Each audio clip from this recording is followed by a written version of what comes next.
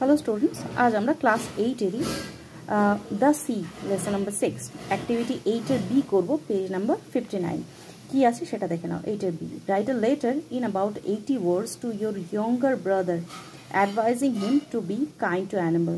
তুমি তোমার ছোট ভাইকে চিঠি লিখবে যাতে সে অ্যানিমালদের প্রতি ক্রুয়েল না হয়, কাইন্ড হয়, পশুদের প্রতি আচরণ তার ভালো থাকে। তো সেটা নিয়ে একটা ইনফর্মাল লেটার কিন্তু আজকে আমরা লিখব। ইনফর্মাল লেটারটা কী হয়, প্রথমে ওপরে তুমি নিজের অ্যাড্রেস দেবে, তারপর dear Rohan, I hope you are well, আমি আশা করছি তুমি ভালো আছো।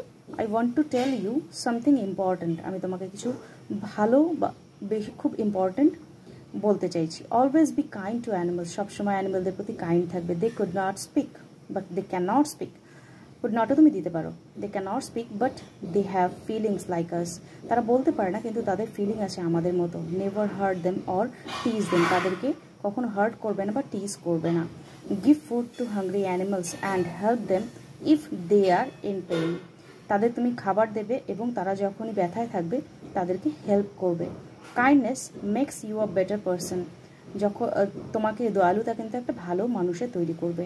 Animals will love and trust you if you treat them well, পশুরা তোমাকে সবসময় ভালোবাসবে যদি তুমি তাদেরকে ঠিকভাবে কেয়ার করো বা যত্ন করো। Take care and remember my advice, সবসময় ভালো থাকবে এবং আমার উপদেশটা মেনে চলবে। ইয়োর লাভিং ব্রাদার অমিত, এখানটা তুমি নিজের নাম লিখলে, তারপর এখানটা ভাইয়ের অ্যাড্রেস রোহন সিং, শিলিগুড়ি, দার্জিলিং, যেখানে যেভাবে যা খুশি তোমার ভাইয়ের অ্যাড্রেস তুমি দেবে, নিচে অবশ্যই ডেট দেবে। বাস এইটুকুই হলো ইনফর্মাল লেটার। আশা করি তোমাদের এটা ঠিকঠাক মনে হয়েছে। এইভাবে লিখতে পারো অথবা তোমাদের মতন করে তোমরা লিখতে পারো।